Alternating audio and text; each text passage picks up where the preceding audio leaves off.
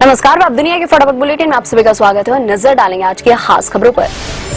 प्रधानमंत्री नरेंद्र मोदी ने राष्ट्रपति डोनाल्ड ट्रंप के चर्चित कथन मेक अमेरिका ग्रेट अगेन की तर्ज पर मेक इंडिया ग्रेट अगेन का मंत्र दिया। कहा, ये दोनों दृष्टिकोण मिलकर समृद्धि के लिए मेगा साझेदारी बनाते हैं तथा द्विपक्षीय साझेदारी को नई ऊंचाई प्रदान करने वाले हैं।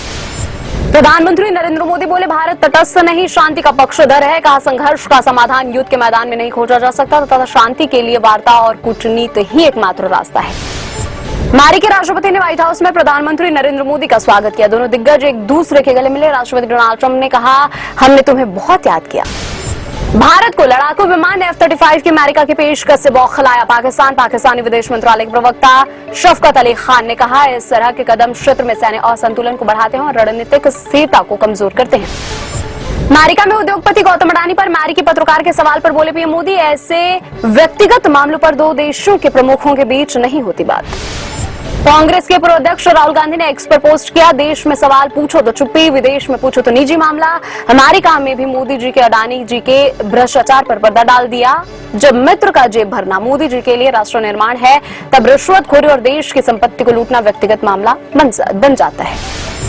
दिल्ली में नई सरकार के गठन को लेकर हलचल तेज। 19 या 20 फरवरी को हो सकता है नई सरकार का शपथ ग्रहण। पीएम मोदी के भारत लौटने के बाद अब सीएम के नाम पर लगेगी मुहर। महाकुंभ में फिर उमड़ा श्रद्धालुओं का जनसैलाब। संगम पर भीड़ को रोकने के लिए कई जगह बैरिकेडिंग। सीएम योगी आदित्यनाथ ने स्थिति की समीक्षा की, अधिकारियों को मैदान में उतरने के दिए निर्देश। अब तक 50 करोड़ लोग हुए शामिल। दिल्ली की निवर्तमान मुख्यमंत्री आतिशी ने कहा, भाजपा विधायकों के विभागों के आवंटन को लेकर आंतरिक खींचतान। भाजपा नेता सार्वजनिक धन के लालच में मंत्री पद को लेकर झगड़ रहे हैं। भाजपा का अपने चुनाव घोषणा पत्र में किए गए वादों को पूरा करने का कोई इरादा नहीं। केजरीवाल सरकार में मंत्री रहे सत्येंद्र जैन की बढ़ेगी मुश्किलें। केंद्रीय गृह मंत्रालय ने धन शोधन के मामले में ईडी की जांच का सामना कर रहे जैन के खिलाफ मुकदमा चलाने के लिए राष्ट्रपति से मंजूरी देने को अनुरोध किया। रिजर्व बैंक ने मुंबई में एक और बैंक पर कसा शिकंजा। न्यू इंडिया कोऑपरेटिव बैंक पर अनियमितताओं के चलते 6 माह के लिए रोक लगा दी। इस फैसले के बाद बैंक के बाहर उमड़ी ग्राहकों की भीड़, लोग मांग रहे हैं पैसा। इन्फ्लुएंसर रणवीर इलाहाबादिया ने अपनी विवादित टिप्पणियों के खिलाफ दर्ज प्राथमिकियों के मामले में सुप्रीम कोर्ट का रुख किया। सुप्रीम कोर्ट ने कहा, इलाहाबादिया की याचिका पर 2-3 दिन में सुनवाई की जाएगी। कोलकाता उच्च न्यायालय ने 16 फरवरी को बर्दवान में आरएसएस की रैली को अनुमति दी। बंगाल सरकार की आपत्ति को खारिज किया। रैली में आरएसएस प्रमुख मोहन भागवत के शामिल होने की संभावना। गोवा की अदालत ने 31 वर्षीय को आयरिश ब्रिटिश महिला के बलात्कार और हत्या के लिए दोषी ठहराया। इस विदेशी महिला की 2017 में दुष्कर्म के बाद हत्या कर दी गई थी। रूस ने किया यूक्रेन के दावे का खंडन। क्रेमलिन प्रवक्ता दमित्री पेस्कोव ने कहा, चेर्नोबिल परमाणु संयंत्र पर हमले का यूक्रेन का दावा झूठा है।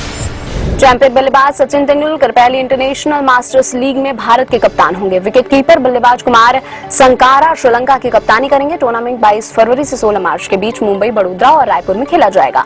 भारतीय टीम में युवराज सिंह, सुरेश रैना, इरफान पठान और अंबाती रायडू जैसे खिलाड़ी हैं।